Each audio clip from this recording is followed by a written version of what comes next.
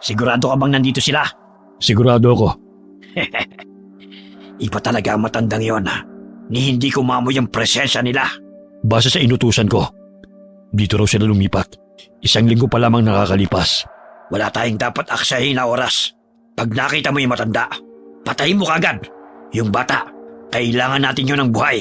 Ano ba kasing meron sa batang yon? Wala naman siyang silbi sa atin. Tigilan mo na yung tanong mo. Mas mahalaga pa yung batang yon kaysa sa'yo. Kung alam mo lang. Sabi mo eh. Teo, Bakit? yung matanda lang ang pwedeng patayin. Wala nang iba. Naiintindihan mo? Hindi ako natutuwa. Teo, antayin mo ako. Natagpuan na nila kami. Kailangan ko silang maunahan sa bahay at maitakas si Milo. Hindi ako papayag. Hindi ako papayag na pati ang apo ko ay kunin nila. Pagkatapos marinig ni Matilda ang usapan ni Lito at Teo, dali-daling kumilos ito at dumaan sa shortcut na alam niya. Walang ibang laman ang isip niya ng mga sandaling yon, kundi ang mailigtas at maitakas ang apo sa kamay ng mga aswang na humahabol sa kanila. Milo! Milo! Milo! Bakit po, Lola? Kailangan na nating umalis dito. Halika, tulungan mo akong magligpit ng mga gamit natin. Saan na naman po tayo pupunta, Lola? Huwag ka nang magtanong, Milo. Tulungan mo na lang ako, bilis. Kunin mo na lang ang mga mahahalagang gamit. Pero Lola, kakalipat lang po natin. Aalis na naman po tayo. Milo, hindi ito ang tamang panahon para magtanong. Hayaan mo, pag-alis natin, ikikwento ko sa iyo ang lahat. Pero sa ngayon, kailangan na nating magmadali. Shh! Bilisan mo! Huwag ka nang magtanong at iabot mo na lang sa akin yung mga langis dyan. Dito na ba yon? Dito na yon. Ito ang address na nakalagay dito. Sigurado ka? Walang duda. Matilda! Alam kong nariyan ka! Ibigay mo na sa amin si Milo!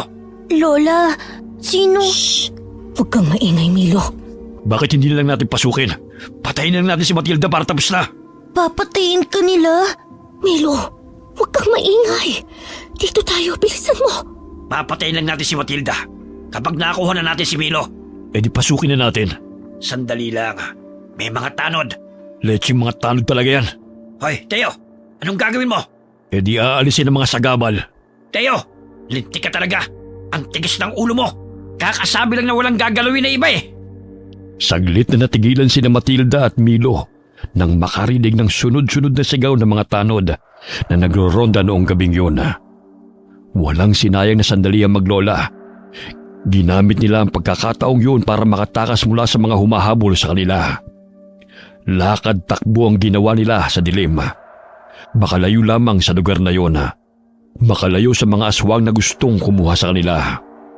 Lola, saan na po tayo pupunta ngayon? Hindi ko alam, Apo. Hindi ko alam. Lola, bakit po kayo umiiyak? Sino po ba sila? Huwag mo na silang alalahanin, Apo. Lola, Bakit, Apo? May problema ba? Masakit ba ang tiyan mo? nagugutom po ako. Ha? Sandali, may tinapay ako dito.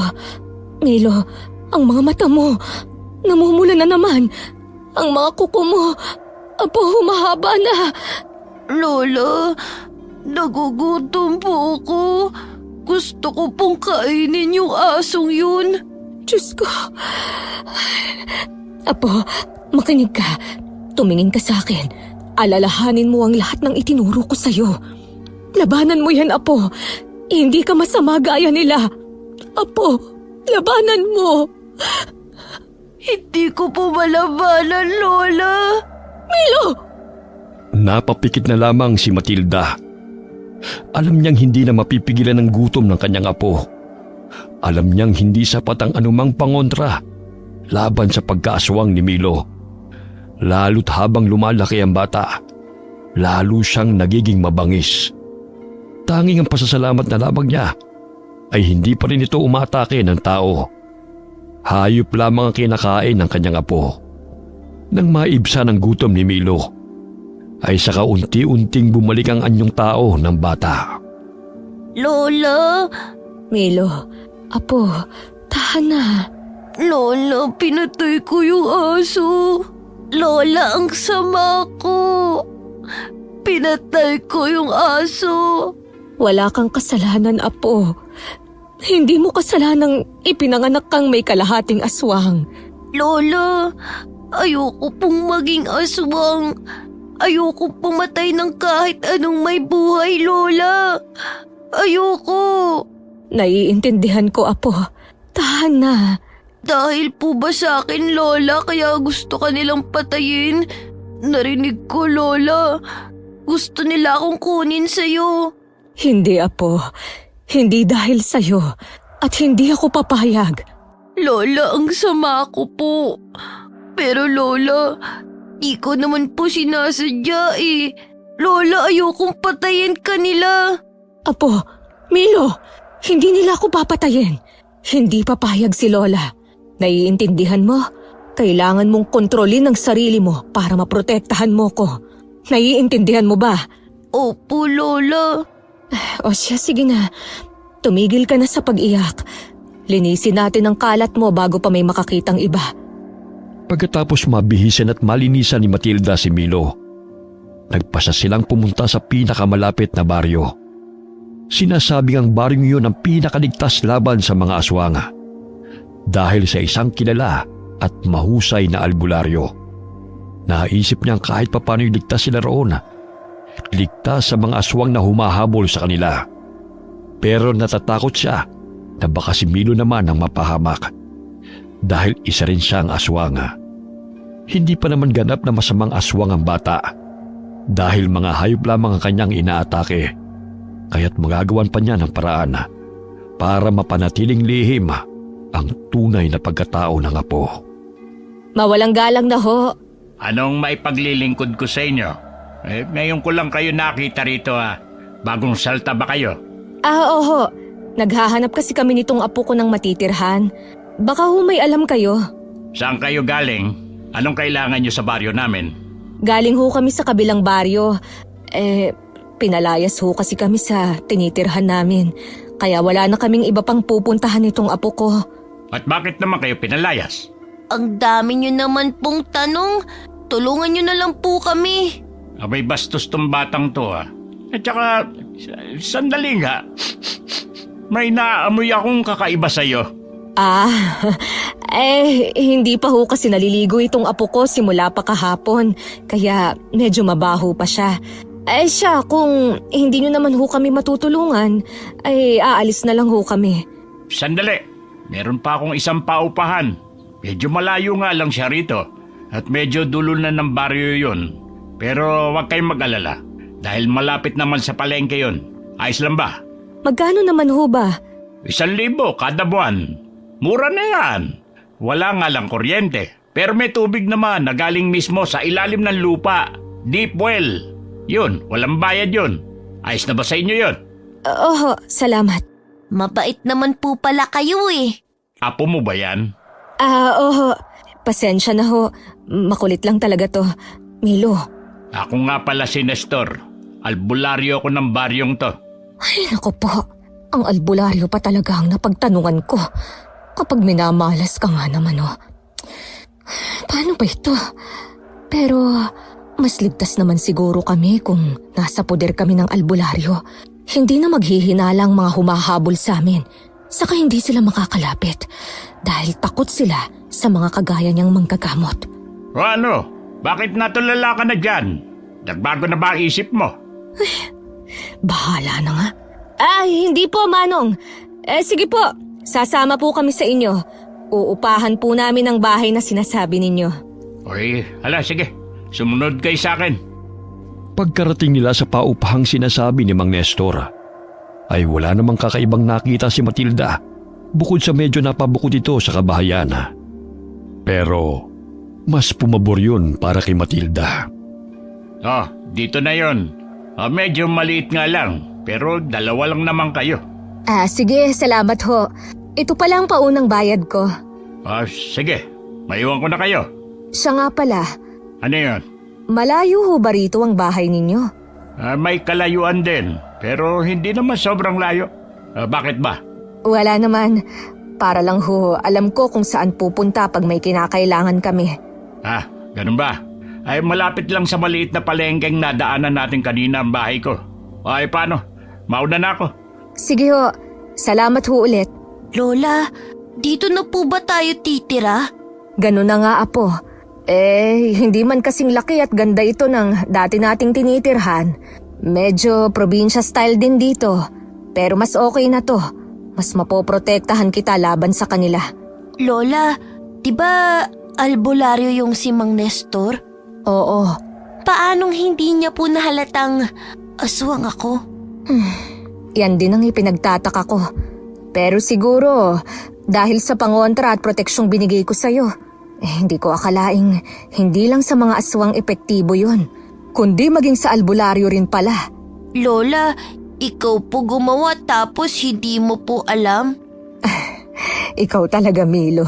Kasi, hindi ko pa naman talaga yan naaaral. Sinunod ko lang yung itinuro sa akin noon ng papa ko. Ah, Lola, Oh, bakit? sino po ba talaga ang humahabol sa atin, Lola? Kapatid sila ng papa mo, Milo. Po, bakit ka po nila gustong patayin? Dahil gusto ka nilang ilayo sa akin. Bakit po? Mahirap ipaliwanag, Apo. Pero ang mahalaga, ligtas tayo sa ngayon.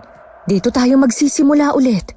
Bukas na bukas, mag-a-apply ako bilang tindera ng isda sa may palengke.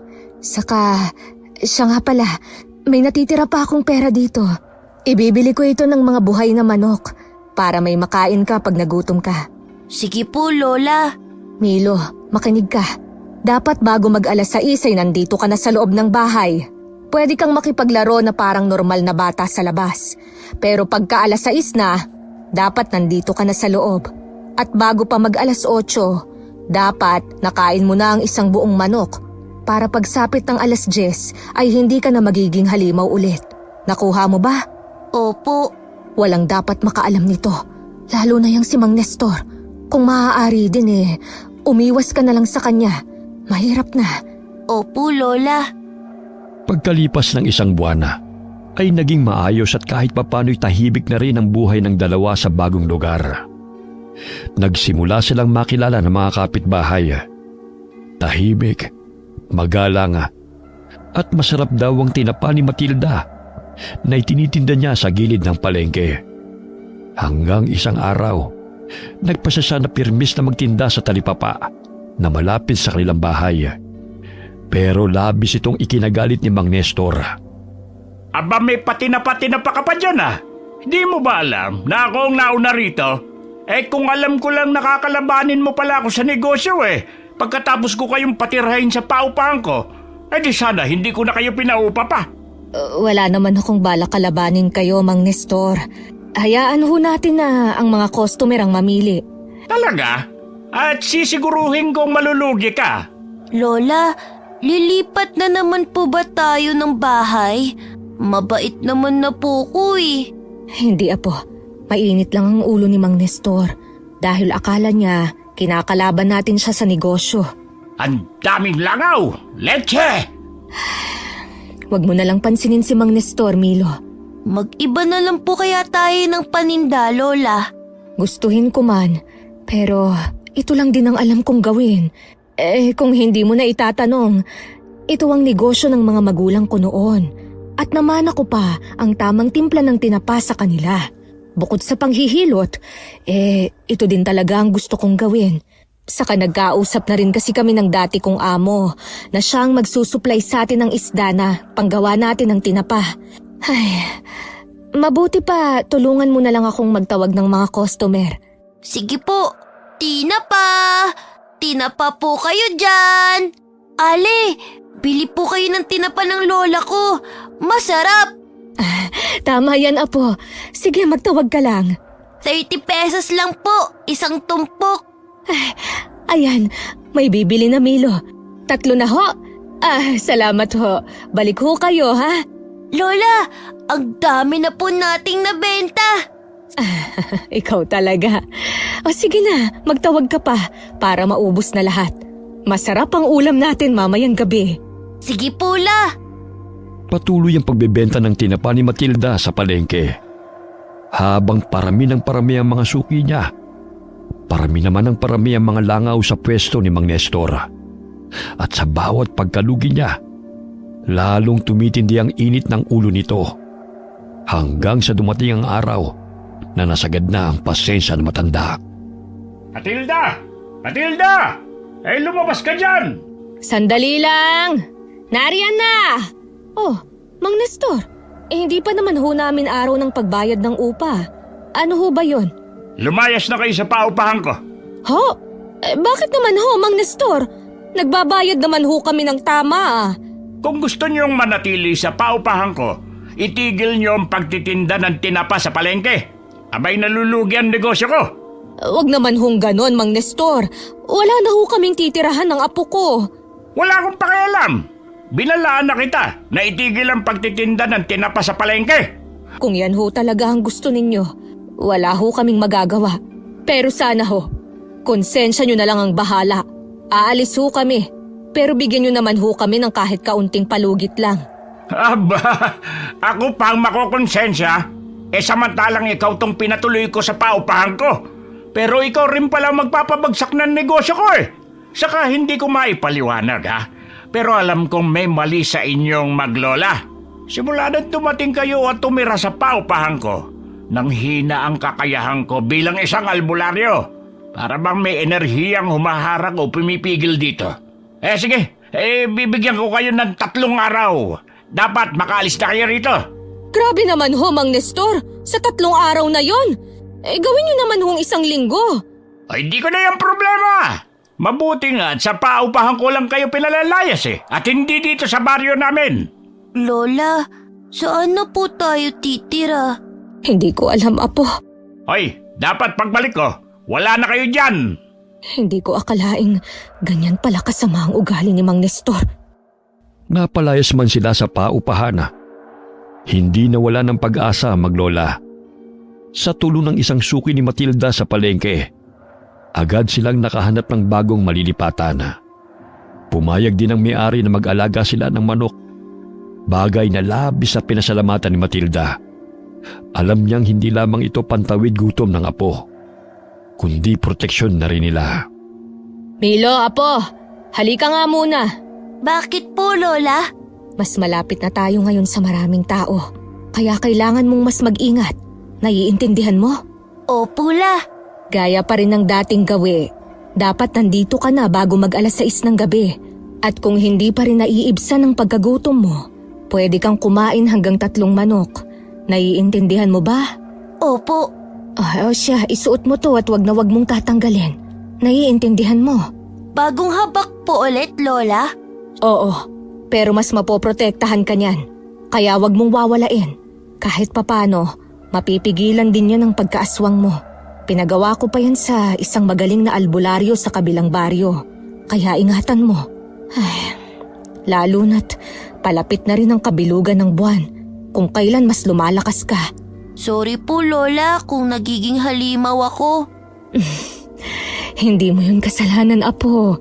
Basta pakinggan mo lang ang mga bilin ko. Maliwanag? Opo, Lola. Milo, anong nangyayari? Anong nararamdaman mo? May masakit ba? Nararamdaman ko na po ang buwan, Lola. 8 anyos ka na, kaya mas lumalabas na ang natural mong kapangyarihan. May 1 linggo pa bago ang kabilugan ng buwan, pero nararamdaman mo na agad ito. Ay, halika rito, hihilutin kita. Ayoko po, Lola. Bakit naman? Masakit po kayo maghilot eh. Tiisin mo. Kailangan mo to. Kailangan kong hilutin ang batok, pusod at mga palad mo upang pansamantalang mapigilan ang paglakas ng enerhiya mo. Kahit papano, masasara nito ang bukana ng diwa mo. Lola, hindi ko po kayo naiintindihan. Sige na, Apo. Tiisin mo lang. Para rin sa'yo ito. Kahit ayaw ni Milo, napilit pa rin siya ni Matilda. Pinahiga niya sa banig ang bata at pinahiran ng langis ang buong katawan. Marahan pero mariin ang bawat hagod ni Matilda.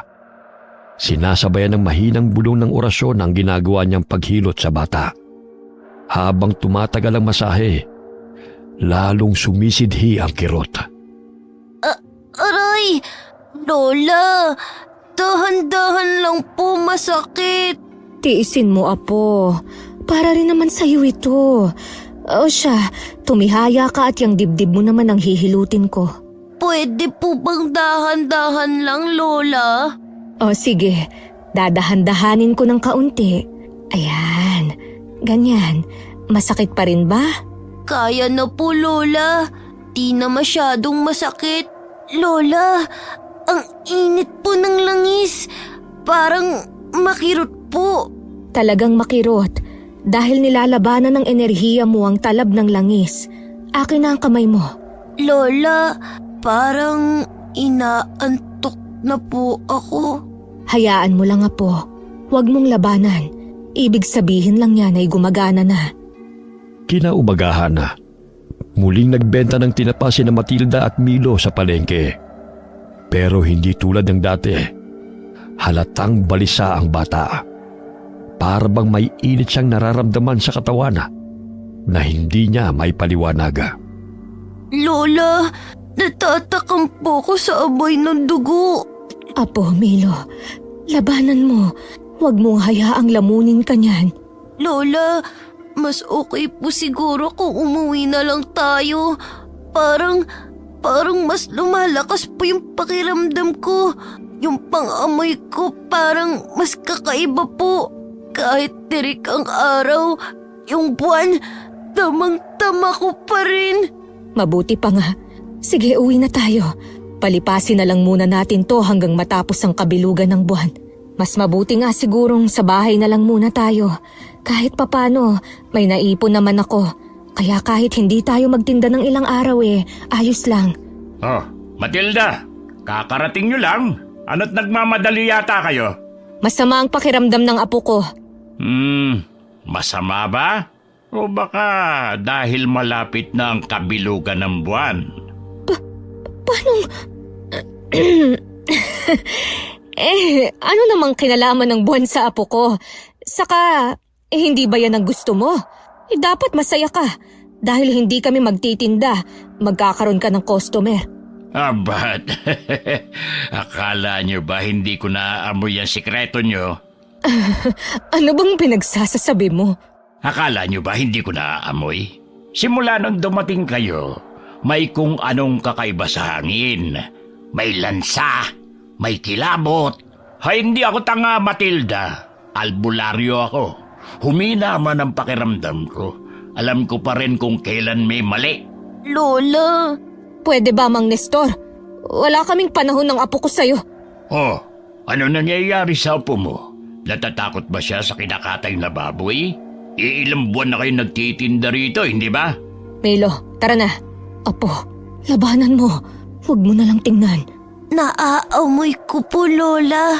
Takpan mo na lang ang ilong mo. Habang binabaybay na maglola ang daan pa uwi, parang may bigat sa dibdib ni Matilda. Hindi lamang kaba, kundi takot ang kanyang nararamdaman. Alam niyang may kutob na si Mang Nestor at naghihintay lamang ng tamang pagkakataon para patunayan ang hinala. Pagdating sa bahay, hindi na siya nag-aksaya ng oras. Isinara ni Matilda ang mga bintana, isinaboy ang asin sa paanan ng pintuan at pinatungan ng tuyong sambong at bawang. Habang si Milo naman ay mabilis na nagtungo sa likod bahay kung nasaan ang mga alaga nilang mga manok. Apo, patawarin mo ko. Hindi ka magamot ni Lola. Diyos ko, tulungan niyo naman ho kami. Gabayan niyo ang batang si Milo. Tulungan niyo siyang makontrol ang pagkaaswang niya. Alam kong sinusubukan niyang pigilan. Pero bata lang siya. Matilda! Anong ginagawa ni Mang Nestor dito? Bakit niya kami sinundan? Hinuhuli niya ba kami? Hindi niya pwedeng makita si Milo ng ganito. Milo, tama na yun, Apo. Matilda! Alam kong nariyan ka! Anong gagawin ko? Hindi pwede to. Apo, Milo, Bahala na nga. Matilda! Anong... Anong kailangan mo, Mang Nestor? Ano ang tagal mong magbukas ng pinto? Nasa banyo kasi ako. Hindi kita narinig agad. Si Milo, nandiyan ba? Anong kailangan mo sa apo ko? Hinabanggit mong masama ang pakiramdam niya.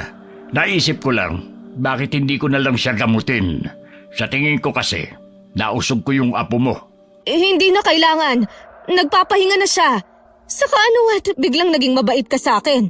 Sabihin mo nga sa akin, Mang Nestor. Ano ba talaga ang binabalak mo? Matalino ka, Matilda. Simula pa lang, alam ko nang may kakaiba sa inyo. Wala naman akong masamang balak. Gusto ko lang lawayan ang apo mo. Hindi gagaling ang usog kung di ko siya lalawayan. Lalawayan ko na lang. Hindi na kailangang gisingin o abalahin. Hindi ba? At teka, ano yung naririnig ko? Mga manok lang yon. Nagugutom na siguro. Hindi mo na kailangang gamutin ng apo ko. Dati akong manggagamot. Kaya kong gamutin ang sarili kong apo. Manggagamot ka? Oo, kaya pwede ka nang umalis. Kung ganon, interesante. Sige, saka ko na lang lalawayan ng apo mo pag gising na siya. Inantay ni Matilda na tuluyan ng umalis si Mang Nestor bago niya muling isinara at dinoble ang lock ng pintuan. Dumaan ang mga araw at nagpatuloy ang kanilang buhay. Kahit tahimik sa labas, ramdam ni Matilda ang bigat ng kabilugan ng buwan na papalapit. At nang dumating na nga ang gabing yun, alam niyang wala na silang takas. Milo, kumusta na? Kumusta ang pakiramdam mo, apo? Lola, nagugutom na naman po ako. Diyos ko, unti-unti na namang namumula ang mga mata mo. Pigilin mo, apo. Huwag mo hayaang manaig yan, ha? Ayan, hinigpitan ko na ang pagkakadena sa'yo. Pasensya ka na kung kailangan kong gawin to sa'yo, ha? Lola, nararamdaman ko na po ang enerhiya ng buwan. Hindi ko na po kaya. Tiisin mo, Milo. Sandali, apo. Ikukuha kita ng buhay na manok. Diyan ka lang, ha? At huwag mong tatanggalin ang pagkakatali ko sa'yo, ha? Lola, Sandali lang, ha? Sandali lang, Milo! Milo! Sandali lang! Milo! Apo! Milo! Lagot na! Nakatakas siya! Oh, Diyos ko! Tulungan niyo naman po ako! Hindi pwedeng makita ng iba si Milo! 9:00 pa lang ng gabi! Marami pang tao sa labas! Kailangan ko siyang habulin! May aswang ako nakita! Doon, sa bandaron! Diyos ko, ang matandang yun! Nandito na naman!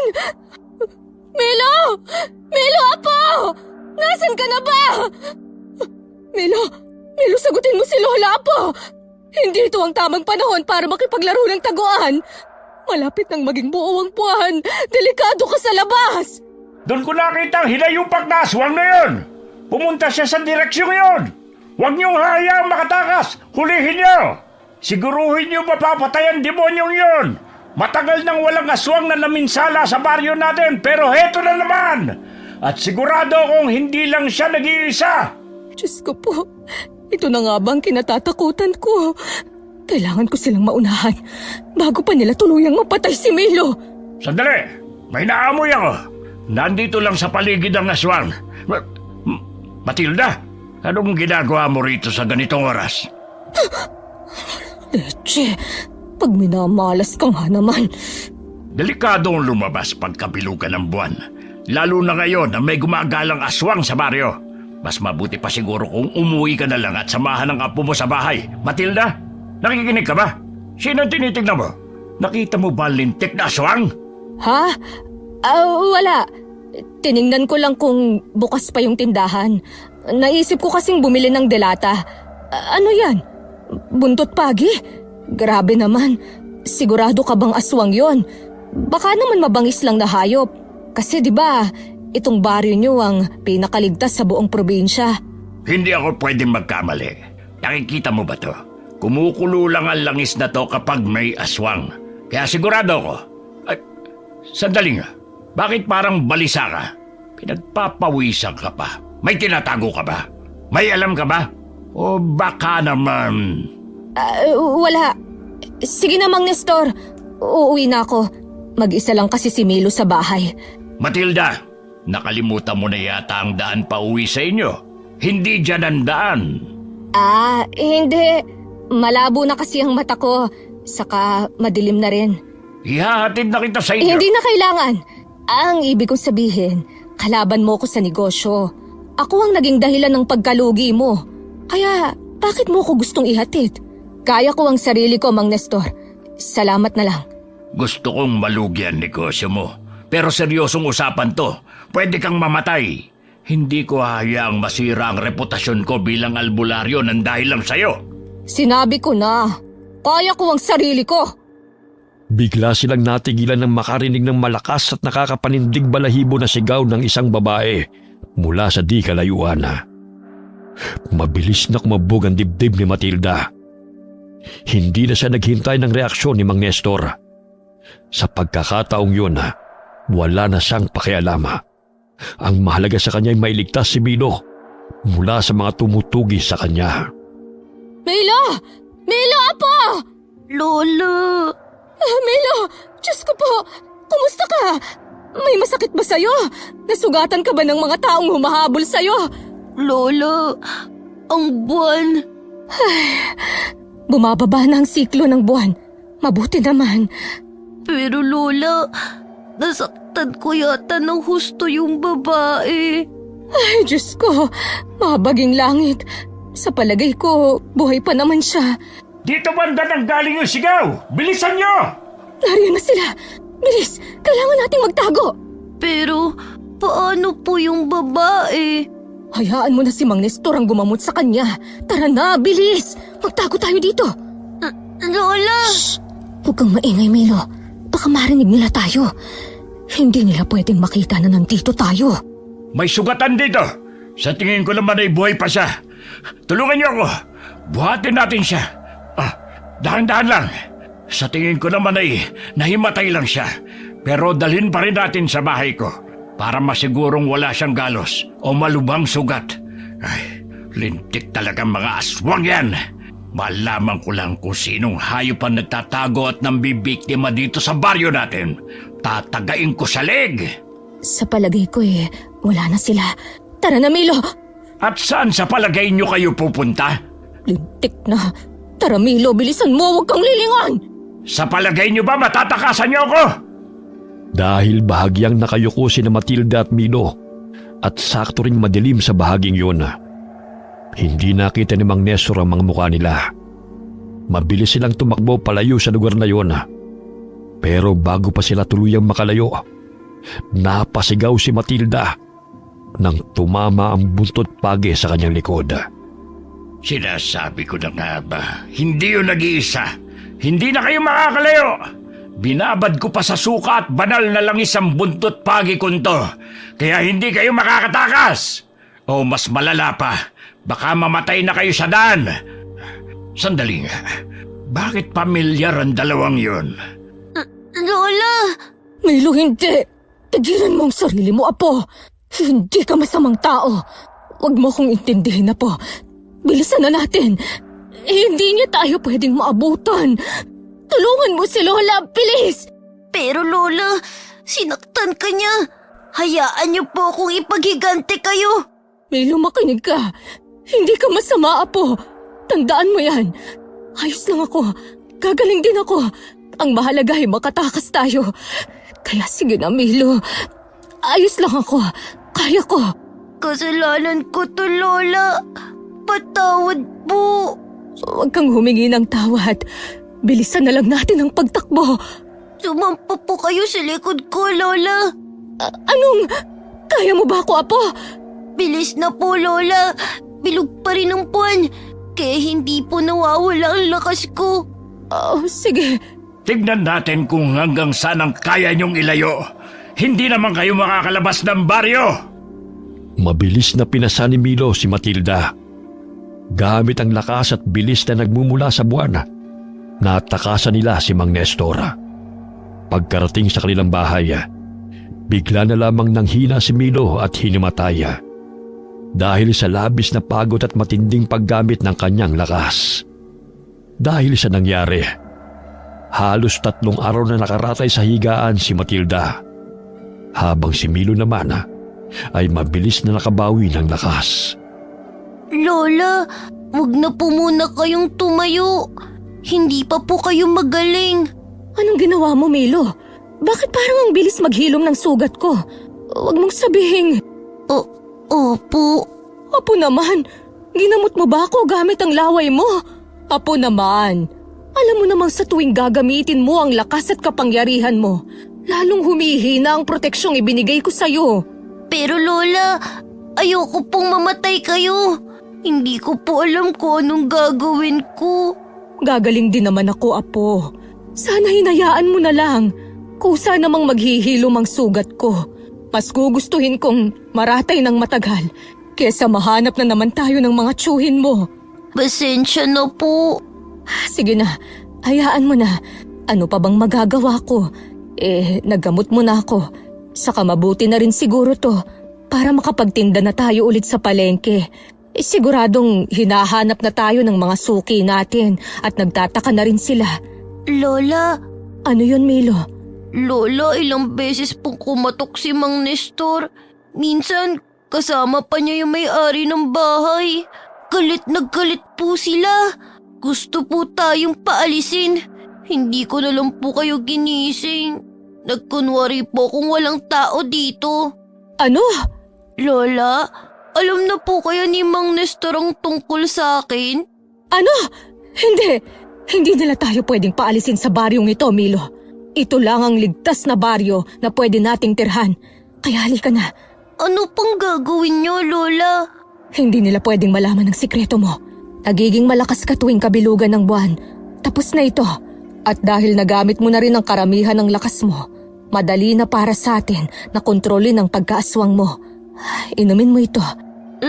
Lahat po yan, Lola?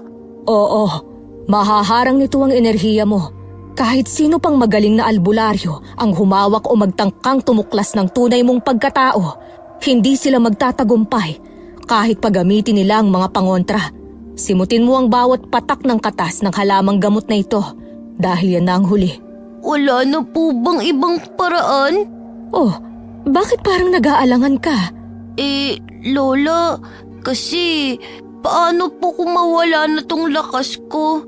Paano kung bumalik si Mang Nestor? Hindi ko po kayo mapoprotektahan. Tsaka, pinaparan niyo po to ng patay na butiki ang katas ng halamang gamot. Kadiri po. Huwag mo na akong isipin na po. Malakas na ako. Oh, kaya ko na, hindi ba? Saka anong kadiri? Isa pa, yan naman ang parati kong pinaiinom sa'yo. Po? Totoo po? Kaya pala masama ang lasa? Sige na, inumin mo na. Lola naman eh. Sige na, huwag nang matigas ang ulo. Sa pagkatapos niyan, maligo ka na at magtitinda na ulit tayo sa palengke. Kakausapin ko si Mang Nestor, kahit pa alam kong delikado. Kailangang matigil na kung ano ang hinalang meron sila. Basta manatili kang tahimik at huwag kang lalayo sa akin. Kinahapunan na, nagpunta sila sa palengke para magtinda ng tinapa. Habang nag-aayos sila ng kanilang paninda, napansin ni Matilda ang pag-iwas ng mga taong dumaraan na. Ang iba'y palihim pang nagbubulungan na at may ilang ding napapa-sign of the cross na lamang. Maya-maya'y dumating si Mang Nestor.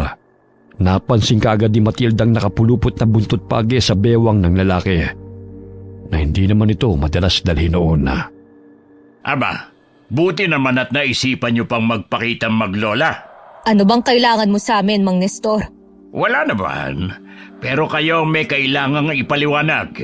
Anong ibig mong sabihin? May nakakita sa inyo nung gabing sumugod ang aswang at may narinig din silang may hinang impit mula sa loob ng bahay niyo. Nakita rin kitang pag-alagala nung gabing yun. Sinabi ko na sa'yo ang dahilan ko nung gabing yun. Kung ganon, bakit ka biglang tumakbo at nawala ng makarinig na sigaw mula sa malayo? Dahil nag-aalala ko na baka si Milo yun. Kagaya nga ng sabi ko, lumabas ako para bumili ng delata. Naiwan si Milo sa bahay nung gabing yon. Kaya dali-dali akong tumakbo sa pag-aalala. Kayo na rin ang nagsabi na may gumagalang aswang. Paano kung mabiktima ang apo ko? Magaling kang magpalusot. Pero ano naman ang dahilan kung bakit ngayon lang kayo lumabas ng bahay? Masakit ba ang latay? Ano bang latay ang sinasabi mo? Lola, Natatakot ka ba, Milo? Mainit ba sa pakiramdam mong langis na daladala ko? Aba, tingnan mo, Matilda. Umiinit ang langis ko. Alam mo ibig sabihin nito, hindi ba? Dati kang manggagamot, sabi mo. Oo naman, Mang Nestor. Umiinit ang langis kapag may aswang sa malapit o kumukulo kapag sobrang lapit. Alam mo kung anong ibig kong sabihin. Dahil kung kami nga yan, sana kumukulo na yan, hindi lang basta umiinit. Isa lang naman ang paraan para magkaalaman. Ipakita mo ang likod mo, Matilda. Ngayon? Dito talaga, sa harap ng maraming tao. Hindi ba't nakakabastos yan? Babae pa rin ako, Mang Nestor. O baka naman, gusto mo lang akong bosohan. Masyado ka ng kulubot para sa akin, Matilda. Ang gusto ng taong bayan ay malaman ang totoo. Kung hinala mong ako ang aswang, pwede mo naman akong patakan ng langis. Pag napaso ako, totoo nga. Pero pag hindi, mapapahiya ka lang. Sa pag-aalala niya para sa apo, marahan niyang kinabing ang bata para itago sa kanyang likurana. Ang hinala ni Mang Nestor ay siya ang aswang at hindi si Milo. Kaya mas madali sa kanyang patunayan na mali ang matanda. Walang pag-aalinlangan niyang itinaas ang kamay at iniabot ito kay Mang Nestor para patakan ng langis. Mabilis namang tinanggap ito ng matanda at pinatakan ng langis. Ilang minuto na ang lumipas. Wala pa ring epekto sa balat ni Matilda ang ginawa na matanda. Imposible. Nakita mo na, di ba? Hindi nga kami ang hinahanap mong aswang. Lola, Ano bang ginagawa mo, Mang Nestor? Subukan mong hawakan ang apo ko at dyan tayo hindi magkakasundo. Wala kang ebidensya, Mang Nestor. Haka-haka lang ang meron ka. Kaya wala kang karapatang husgahan kami. Tayo na, Milo. Hindi pa tapos to, Matilda. Alam kong may tinatago ka. Hindi mo ako maloloko. Lola, ano na pong gagawin natin ngayon? Sigurado po kung hindi tayo titigilan ni Mang Nestor. Wala tayong gagawin, Milo. Ano pong ibig niyong sabihin, Lola? Ang ibig kong sabihin, hindi tayo gagalaw hanggat hindi kailangan. Hindi tayo tatakbo. Hindi tayo lalaban. Hindi pa. Hayaan mo silang magbulong-bulungan. Hayaan mo silang maghinala. Ang mahalaga, hindi nila malaman ang tungkol sa'yo.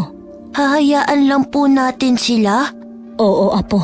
Dahil minsan, ang pinakamabisang depensa ay opensa. Opensa? Aatake tayo, Lola? Hindi. Lola, ang gulo mo naman po.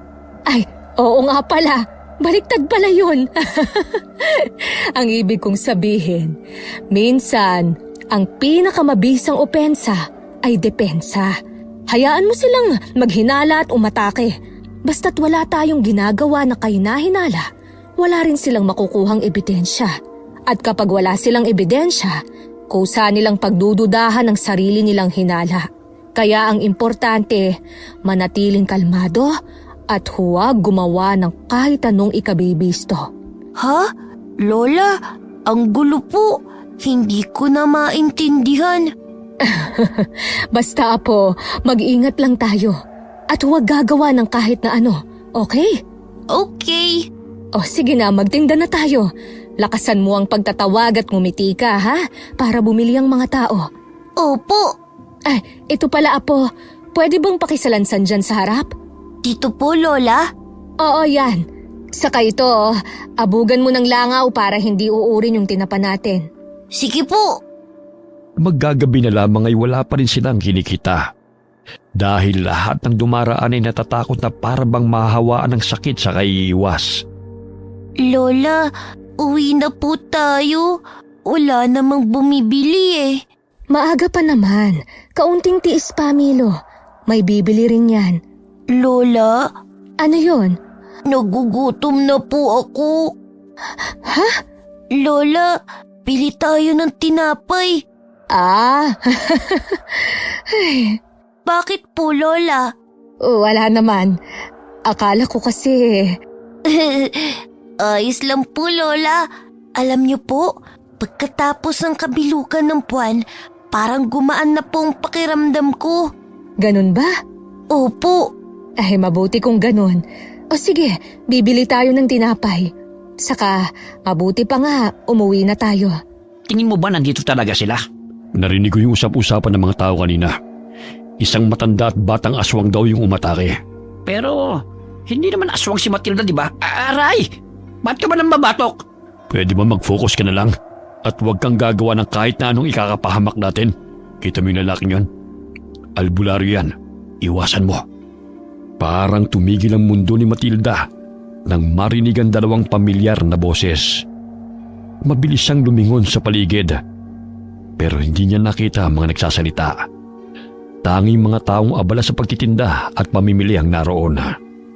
Napapailing na lamang siya habang pilit na kinakalimutan ng dalawang aswang na matagalan nilang iniiwasan. Bakit po, Lola? May problema po ba? Ah, wala naman. Sige na, tulungan mo na akong magligpit. Ayan, Lola. Tapos na. Tara na po. Ah, sige. Buisit talaga. Bakit, Mang Nestor? May mali ba dyan sa langis mo? Ay, ikaw pala, Matilda. Kumusta? Parang wala ka yatang kita ngayon. Teka, sandali lang. Anong ginagawa mo? Sinisiguro ko lang na hindi nga kayong aswang. Nakakapagtaka kasi. Hindi naman madalas ganito ang langis ko. Kanina pa itong mainit. Ibig sabihin, may aswang sa malapit. O ano, napatunayan mo bang kami yon? Hindi. Pero imposible namang mag-init to ng basta-basta. Baka naman, depektibo na yung pangontra mo. Malabong mangyari yon. Maliban na lang kung... Kung may iba pang aswang sa baryo. Ha? Anong binubulong mo dyan? Ha? Wala. Sabi ko, mauna na ho kami. Kinagabihan na. Hindi nakatulog si Matilda dahil sa dalawang pamilyar na boses na narinig niya sa palengke. Hindi niya alam kung guni-guni lamang ba yun o totoo. Kinaumagahan na. Ramdam niyang mas bumigat ang aura sa paligid. Paglabas nila ng bahay, ang unang bumungad sa kanila ay ang kumpul ng mga tao. Nagbubulungan, nagkakatinginan, parang may kakaiba sa umagang yun. Hayop talaga ang mga aswang na yan. May bago na naman biniktima. Lola, Anong nangyayari dito? Isang bangkayan natagpuan sa may tabing sapa. Si Tomas, yung taghatid ng gulay mula sa kabilang baryo. Wakwakan tiyan. Halos wala ng lamang loob. Ay, Diyos ko. Ni wala man lang kaluskus kagabi. Aswang lang ang kayang gumawa niyan. hindi ako yun, Lola. Alam ko, Apo. Wala kang kasalanan. Ano na naman ang binubulong-bulong niyo dyan, ha? May tinatago ba kayong maglola sa amin? Wala kaming alam dyan. At kung totoo mang may aswang na gumagala, dapat na siyang mahuli. Natatakot na ang apo ko. Dapat lang talagang mahuli at patayin. Kung noong bilog ang buwan ay hindi sila nakapatay, ngayon may napatay na talaga. Lola, sino po kaya ang may gawa nun? Hindi ko alam, Apo. Wala ka bang nararamdamang kakaiba sa paligid? Wala po, Lola. Simula po kasi nung kabilugan ng buwan, humina na pong pakiramdam ko. Nagpatuloy ang bulungan ng mga tao hanggang sa dumating ang isang tanod. Ayon sa kanya, may mga nakakita sa mga nilalang na may kagagawan ng krimen. Malalaking halimaw, may mahahabang kuko at matatalim ng ngipin. Isa raw sa kanilang nakita pang biglang naglaho malapit sa gubat. Parang binuhusan ng malamig na tubig si Matilda sa narinig. Mahigpit niyang naikuyom ang kanyang kamao dahil sa pangambang yun ng mga tiyuhin ni Milo. Imposible na sundan nila kami dito. Sino po, Lola? Yung mga tiyuhin ko po ba? Huwag kang maingay, Milo. Anong sabi mo, Milo? Wala namang sinabi ang apo ko. Hindi ako bingi, Matilda. May narinig ako sinabi ang apo mo tungkol sa mga aswang. Sino ka mo sila, Milo? Po, ang sabi ko po, masama po talaga ang mga aswang. Hindi yan ang narinig ko. Pero yun po talaga ang sinabi ko. Diba, Lola? Pwede ba, Mang Nestor? Huwag mo nang pagdiskitahan ng apo ko. Tayo na, Milo. Saan po tayo pupunta, Lola? Sa palengke, magtitinda. Sa kabila ng chismis na kumakalat tungkol sa inyo, magtitinda pa rin kayo? Chismis na ikaw lang din naman ang nagpakalat. Bakit kami hindi magtitinda? Wala naman kayong patunay sa mga paratang ninyo. Ang mabuti pa, hanapin mo ang totoong aswang bago pa yun makapambiktima ulit. Lola? Tayo na, apo. Buong araw, ang isipan ni Matilda ay abala sa kung sinong aswang ang gumagala sa baryo. Mas naging mapagmasid siya. Pinakikiramdaman ng bawat anino at tingin ng mga tao. Alam niyang hindi sila makapagtatago. Kapag may nangyaring masama, sila na naman ang pagbibintangan ni Mang Nestor. Kinagabihan na, hindi mapalagay si Matilda. Maya-maya'y nakarinig siya ng alulong mula sa malayo. Ilang sandali pa ay nasundan ito ng sigawan ng mga tao. Diyos ko, ano na ba itong nangyayari? Kailan ba kami tatantanan ng mga kamag-anak ni Milo? Doon ang galing ang alulong! Bilis! Lola, umatake na naman po ba sila? Wala yun, apo. Matulog ka na ulit. Mabuti pa siguro, maglagay tayo ng asin sa bawat sulok ng bahay para hindi nila tayo matunton. Sige po, Lola. Tutulong po ako. Baka inaantok ka pa. Ako na lang, kaya ko naman. Hindi na po ko inaantok. Sigurado ka? Opo. O sige, eto, ikalat mo ito sa buong kwarto. Pero iwasan mong dumampi sa balat mo, ha? Ako naman sa kusina at sa sala. Lagyan mo rin ng mga bintana, ha? Sige po. Ha? Sino kayo? Sabi na nga be, dito lang namin kayo mahahanap. Paano? Paano kayong nakapasok? Salamat kay Inang. Binigyan niya kami ng pangontra laban sa mga mahihinang depensa mo. Lumayo ka! Huwag kang lalapit! Bubuhusan kita nitong asin! Huwag mong sasaktan ng lola ko. Milo! Huwag! Biglang lumalim ang paghinga ni Milo. Sa loob ng ilang segundo, nagsimulang manginig ang kanyang katawan. Tumayo ang balahibo sa kanyang batok at unti-unting tumubo ang makakapal na balahibo sa kanyang mga braso, leeg at likod. Pumula ang kanyang mga mata. Dahan-dahang humaba ang kanyang mga kuko. Naging matutulis na parang mga patalim. Napasigaw naman si Matilda dahil sa pagkabigla. Hindi pa ginusto ni Milo ang magbagong anyo. Pero dahil sa galit ay nagawa niya. Matapang ka, Milo. Manang-mana kasama mo. Pero hindi mo pa ako kaya, bata. Hindi ka pagganap na aswang. Milo! Oh, Diyos ko! Mabaging langit! Tulungan niyo po ang apo ko! Huwag mong sasaktan ng lola ko. Milo! Ayos ka lang ba? Hindi ko sasaktan. Kung sasama ka sa akin, hahayaan kong mabuhay ang lola mo. Kung susunod ka. Hindi sasama sa iyo ang apo ko! Patayin mo muna ako bago mo siya makuha! Eh di sige, madali naman akong kausap. Lola! Bago pa man makalapit si Lito, sumugod na si Milo. Isang malakas na kalmutang sumira sa damit ng kalaban. Pero tila walang epekto. Parang bakal ang balat ni Lito. Itinulak niya si Milo at tumilapon ang bata. Lumagapak ang katawan nito sa sahig. Pilit namang tumayo ang bata at muling nilabanan ng lalaki. Nataranta si Matilda. Hindi niya alam ang uunahin hanggang sa maalala niya si Mang Nestor. Kaya dali-dali niya itong pinuntahan. Mang Nestor! Mang Nestor! Matilda, ano nangyari sa'yo? Ang apo ko, si Milo, sinugod siya. Sinugod ng aswang. Ha? Anong sinasabi mo? Kumalma ka nga muna. Hindi ako pwedeng kumalma! Ang apo ko!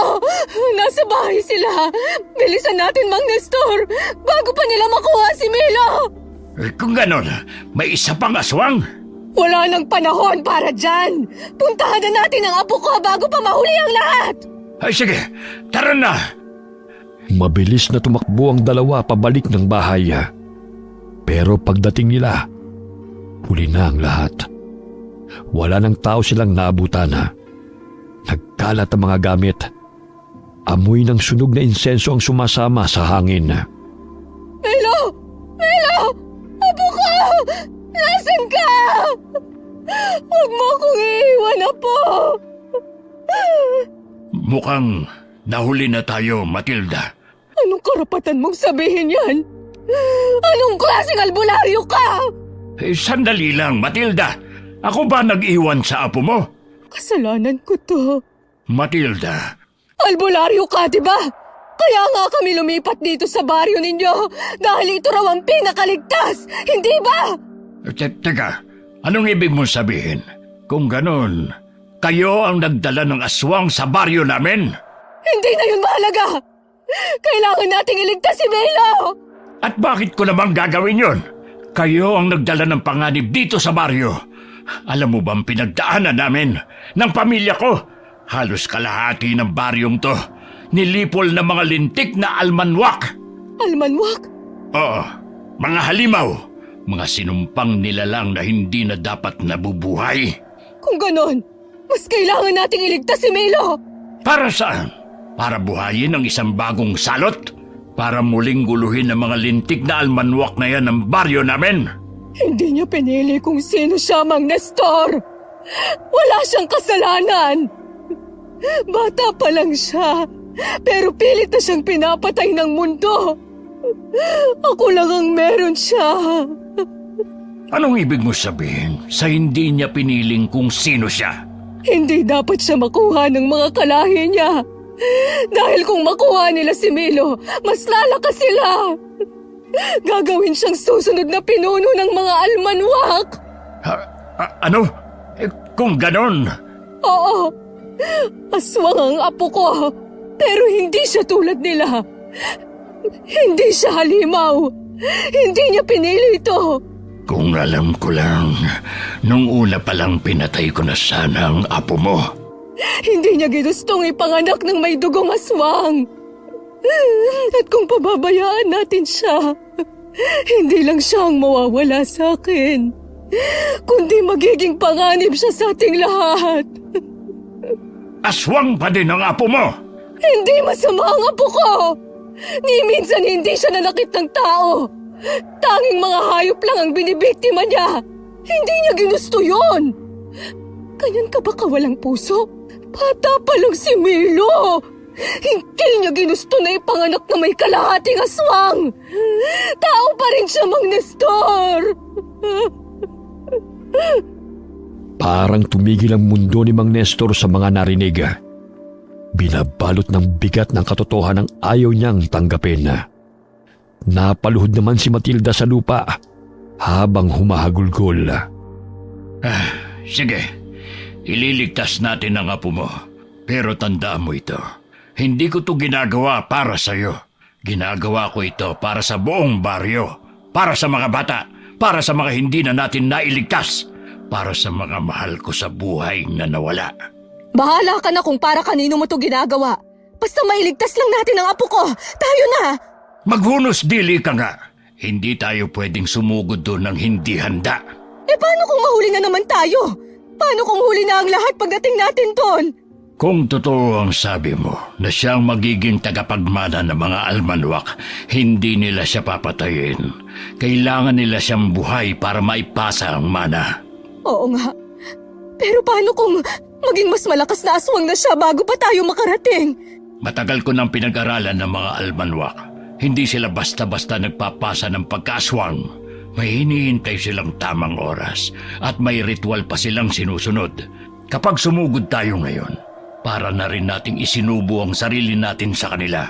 Alam mo naman siguro kung gaano sila karami at kung gaano sila kalakas, di ba? Ano bang plano mo? Sa ngayon, magpahinga ka muna. Bukas ng madaling araw, pumunta ka sa bahay ko. Tuturuan kitang gumawa ng mga pangontra. May ilang linggo pa tayo bago muling sumapit ang kabilugan ng buwan. Kabilugan ng buwan? Oo, doon madalas nilang gawin ang ritual tuwing kabilugan ng buwan. Kaya sige na, Matilda, magpahinga ka muna. Bukas natin pag-usapan kung paano natin maililigtas ang apo mo habang may oras pa. Pagkaalis ni Mang Nestor, tuluyan nang bumigay si Matilda. Napahagulgol siya habang mahigpit ang pagkakakapit sa kanyang dibdib. Hindi pa man sumisikat ang araw, pumunta na siya sa bahay ni Mang Nestor. Mang Nestor! Mang Nestor! Oh, ang aga mo namang masyado. Abay, 3:00 pa lang ng madaling araw. Hindi kasi ako makatulog. Saka, ikaw na rin ang nagsabi na kailangan nating maghanda. Ay, sige, pumasok ka muna. Ikaw ba ang gumawa ng lahat ng ito? Oh, huwag mong hahawakan yan. Baka mapasok ka. Hindi lang yan para sa mga aswang, kundi pati na rin sa mga tarantadong tao. Maupo ka muna dyan.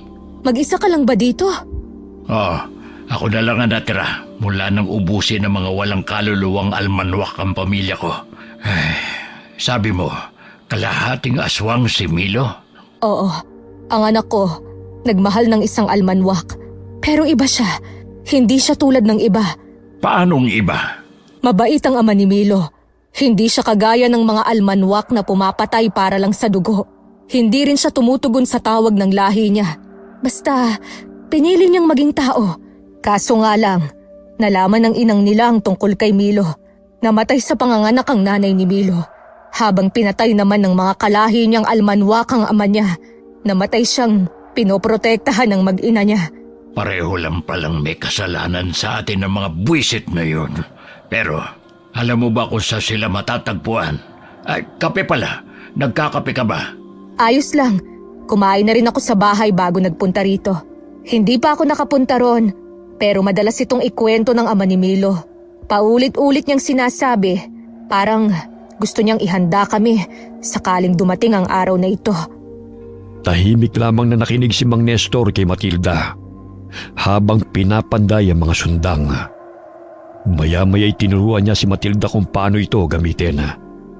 Plinano rin nila ang pagsalakay kasama ang mga mananagisag. 3 araw bago sumapit ang kabilugan ng buwan, saka pa lang tayo susugod dun. Kakausapin ko muna ang grupo ng mga mananagisag. Mananagisag? Anong klaseng grupo yon? Isa silang samahan ng mga tao, karaniwang mamamayan, dating albularyo o mga natutong manggaway. Pinaghalo ang kaalaman nila.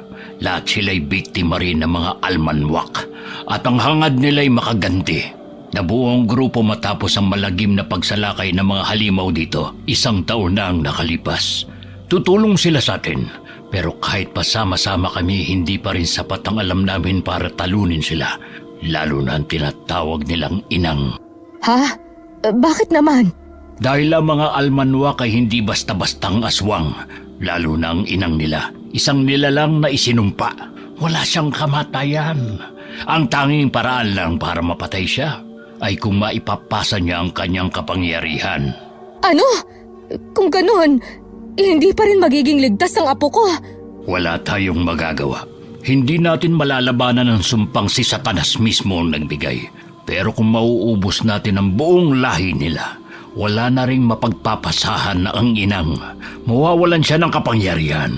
Wala na ba talagang ibang paraan? Pwede naman kung tatanggapin ni Milo ang Ano? Hindi pwede yon. Hindi ako papayag na tuluyan nilang gawing halimaw ang apo ko. Hindi ko sinasabing magiging halimaw ang apo mo. Kung malakas ang loob niya, kung kaya niyang labanan ng mana, baka siya ang makaputol ng sumpa. At anong magiging kapalit nun, ha? Alam ko, lahat ng kapangyarihan may hinihinging kapalit. Ang buhay ng apo mo. Kalokohan! Hindi ako papayag! Hindi ako papayag na isusugal natin ang buhay ng apo ko!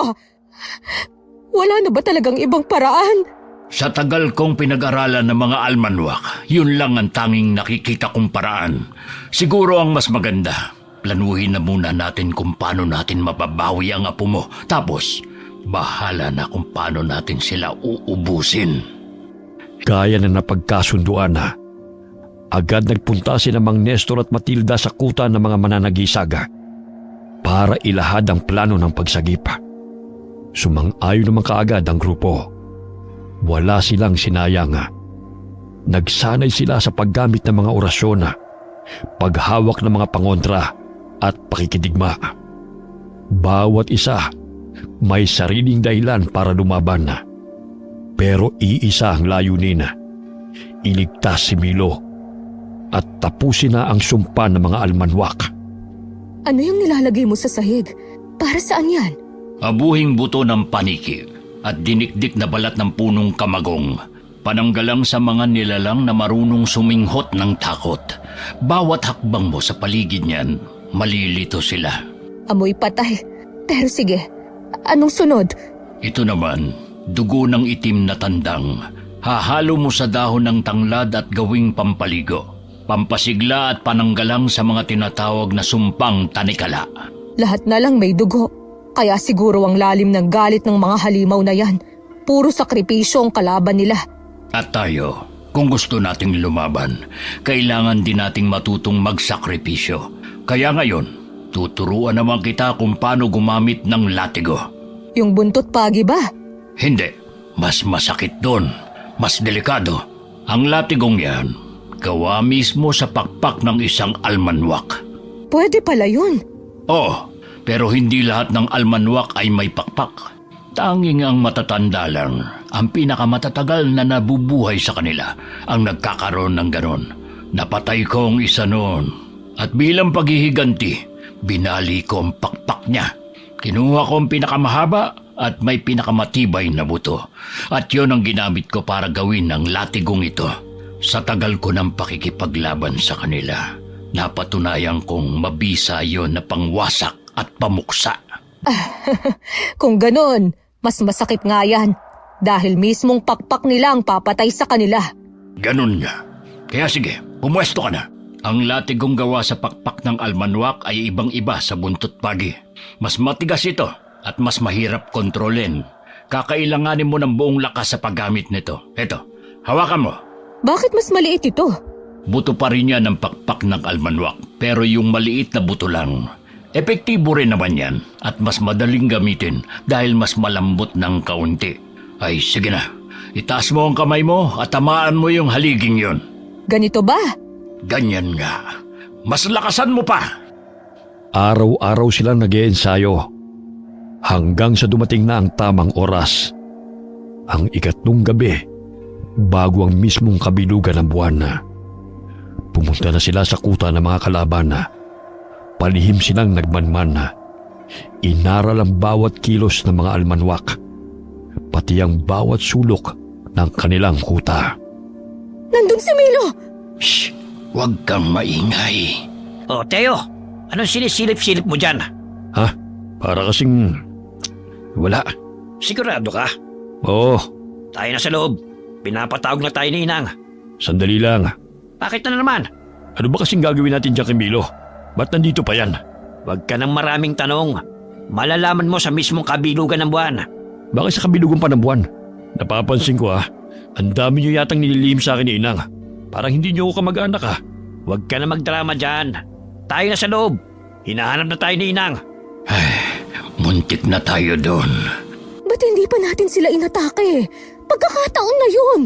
Huminahon ka nga, Matilda. Kailangan natin pag-isipang mabuti ang gagawin. Bawat hakbang, kalkulado dapat. Mamayang hating gabi tayo susugod pagkalis nila. Alis? Saan naman sila pupunta? Ang dahilan kung bakit 3 araw bago ang kabilugan tayo susugod ay dahil tamang pagkakataon to para iligtas ang apo mo. Hindi kita naiintindihan. Linawin mo nga. Bago kasi ang mismong kabilugan ng buwan, lumalabas sila upang humanap ng makakain at magpakabusog. Nambibihag din sila ng mga tao para gawing alay pagkatapos ng ritual. Mamaya, pagsapit ng hating gabi, gagawin nila yun. Kaya sasamantalahin natin yun. Sa ngayon, magmasid lang muna tayo. Parang hindi ko kayang magmasid lang habang nakikita ko si Milo na nahihirapan at nakagapos. Tiisin mo muna, Matilda. Kung ayaw mong pumalya ang plano at masagip natin ang apo mo, pigilan mo ang sarili mo. Ah, sino pala yung dalawang aswang kanina? Parang namumukhaan ko sila. Sila ang tiyuhin ni Milo, kapatid ng ama ni Milo. Kung ganon, sila pala ang pumatay kay Tomas. Kagaya ng kanilang napagplanuhan, hinintay nila ang pagsapit ng hating gabi. Saka sila kumilos. Wala na yata sila. Sandali lang. Titiyakin ko muna at mahirap na. Diyan muna kayo. At huwag kayong gagawa ng kahit anong hakbang habang wala pang signal ko. Oh, bakit ang bilis mo? Wala na ba sila? Oo, nakaalis na sila. Pero bago tayo sumugod, paalala lang, huwag kayong masyadong lalapit sa lugar kung nasaan ang inang nila dahil malakas ang pang-amoy nun. Ito, maglagay kayo sa mukha nyo. Ano yan? Dugo? Tama, dugo nga yan. Dugo ng mga almanwak. Makakatulong yan para hindi nila tayo agad maamoy. Ang baho naman yan. Huwag ka nang maarte. Bilis, tayo na. Doon kayo. Matilda, sa akin ka sumama. Sige. May 2 bantay kay Milo, kaya kailangan nating maging maingat. Sandali. May naririnig akong mga yabag. Dito, dali, magtago tayo. Lola. Nasaan ang lola ko? Nandun si Milo. Wala na. Tara, bilis. At saan sa tingin nyo kayo pupunta? Sabi na nga be, may mga dagang umaaligid sa paligid. Kahit pala hindi ako kasama, makakakain pa rin ako. Teo, hayaan mo na kaming makuha si Milo. At bakit ko namang gagawin yun? Alam kong gusto mong maging susunod na tagapagmana. Hindi mangyayari yun hanggat nandyan si Milo. Kaya ibigay mo na lang siya sa akin. Ibalik mo na ang apo ko. Anong ibig mong sabihin? Hindi mo alam? Huwag kang tumawa. Anong ibig mong sabihin, Matilda? Dahil si Milo ang nakatakdang maging tagapagmana. Napatulala na lamang si Teo sa narinig. Unti-unting nagtayuan ang mga balahibo nito at namula ang mga mata. Naging malaking tao ito at nababalot ng makapal na balahibo. Pero hindi pa yun ang buong pagpapalit anyo nito. Mabilis na napatras si Matilda at Mang Nestor. Agad na hinugot ni Mang Nestor ang latigo na nasa bewang niya. Kunin mo si Milo. Bilis! Ngunit paano ka? Kaya ko na ang sarili ko. Ako na ang bahala dito. Sige. Lola! Apo, Milo! Nandito na si Lola. Huwag ka nang umiyak. Uuwi na tayo. Tumabi ka dyan! Kung ayaw mong ikaw ang patayin ko! Bakit hindi ka humanap ng katapat mo? Hindi kayo makakatakas sa akin! Mabilis na sumugod si Teo kay Mang Nestor. Pero mabilis na nakailag ang matanda. Buong lakas na hinampas ni Mang Nestor ang latigo sa aswang. Napaalulong ito sa sakit na nagbigay babala sa iba pang mga aswang. Lumaban na rin si Matilda gamit ang latigong ibinigay sa kanya ni Mang Nestor. Ayaw namin ng gulo, Teo. Hayaan mo na kaming makatakas para ikaw na ang maging tagapagmana. Paano ako magiging tagapagmana kung buhay pa si Milo? Ipapahanap at ipapahanap pa rin siya ni Inang. Mas mabuti pang ako na mismo ang pumatay sa kanya. Hindi ko naman po gustong maging aswang. Ayokong maging aswang. Gusto ko lang maging bata.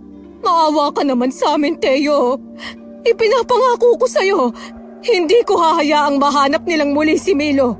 Tutulungan kitang maging susunod na tagapagmana. Nababaliw ka na ba, Matilda? Wala na tayong ibang pagpipilian. Tsak pa uwi na ang iba pa. Paano ko makakatiyak na tutupad ka sa usapan? Makinig ka sa akin, Teo. Kung papatayin mo ang apo ko, papatayin ka rin ng mga kalahi mo. Pero kung papalabasin natin na sinugod ka namin at nakatakas kami, hindi magbabago ang tingin sa'yo ng mga kalahi mo. Hindi ka nila pagdududahan. At pagsapit ng kabilugan ng buwan, wala silang ibang pagpipilian kundi ikaw ang gawing tagapagmana. Ang talino mo. Huwag kang magulo. Ano, Teo? Papayag ka ba? Lola, nararamdaman ko na po sila. Ano na? Bilisan mong magpasya! Sige, pumapayag ako. Basta siguraduhin mo hindi na mahanap pang muli si Milo. Dahil sa oras na mahanap ulit siya, hindi na ako magdadalawang isip na patayin siya. Malinaw! Malinaw na malinaw! Asahan mong tutupad kami sa kasunduan. Tara na! Hindi nag-akasaya ng oras si na Matilda at Mang Nestor. Agad nilang pinuto ng lubid na nakapulupot sa paa ni Milo. Gamit ang kutsilyong naorasyonan. Binuhat ni Mang Nestor si Milo para mapabilis ang kanilang pagtakas. Pagkauwi nila sa bahay ng matanda, ay ginamot ni Mang Nestor ang bata. Hindi naman malalim ang mga sugat ni Milo, pero marami ito. Umupo ka rito, Milo, na magamot ko yung mga sugat mo. Aray ko po! Ang sakit! Tiisin mo, Milo. Tama ang lola mo, Milo. Tiisin mo para magamot ko ang mga sugat mo. Matilda, ikalat mo pala ang banal na asin sa palibot ng bahay para hindi nila maamoy o masundan ang presensya ni Milo. Sige, nagawa ko na. Kumusta si Milo? Nakatulog na siya, pero hindi ko pa siya tapos gamutin. Kailangan kong maalis ang tandang nilagay sa kanya ng inang nila. Kuha mo nga ako ng isang palangga ng tubig. Mainit na tubig ba? Oo, meron pa yata doon sa termos. Kumuha ka rin ng dahon ng sambong at isama sa pagpapakulo. Nang gabing yun isinagawa ni Mang Nestor ang orasyon kay Milo habang mahimbing itong natutulog. Samantala, nagpapakulo naman ng tubig na may halamang gamot si Matilda. Unti-unting bumalot sa bayang halimuyak ng dahon ng mga halamang gamot at insenso na ginagawa ni Mang Nestor. Iabot mo nga yung bimpo dyan sa tabi mo. Ito bang binabad sa mainit na tubig na may sambong? Oo, saka yung tuyong bimpo na rin. Heto na. Kawawa naman itong apo ko. Ang bata niya pa para pagdaanan lahat ng ito. Kahit mahimbing siyang natutulog, halata pa rin sa kanya ang matinding pagod. Sa palagay ko'y nanlaban tong apo mo, kaya napakaraming sugat. May latay pa ng latigo. Napakawalang iya talaga nila. Ayan, tapos na. Pwede ka na rin magpahinga. Tabihan mo na lang ang apo mo. Sandalit kukuha kita ng unan at kumot. Kinaumagahan na, maagang nagising si Matilda at agad na sinilip si Milo. Mahimbing pa rin ang tulog nito, pero wala nang bakas ng kirot sa mukha. Tahimik siyang nagpunta sa kusina, kung saan abala si Mang Nestor sa pagbabantay sa pinakukuluang halamang gamot. Mukhang gumaan na ang lagay ni Milo. Oo, pero kailangan pa rin niya magpahinga ng gusto. Gising na ba siya? Hindi pa. Mahimbing pa ang pagkakatulog niya. Hayaan mo na lang muna siya. Ano na ang susunod na plano natin? Tsak, susugod ulit sila dito sa baryo para hanapin si Milo. Huwag ka mag-alala. Nasabihan ko na mga mananagisag.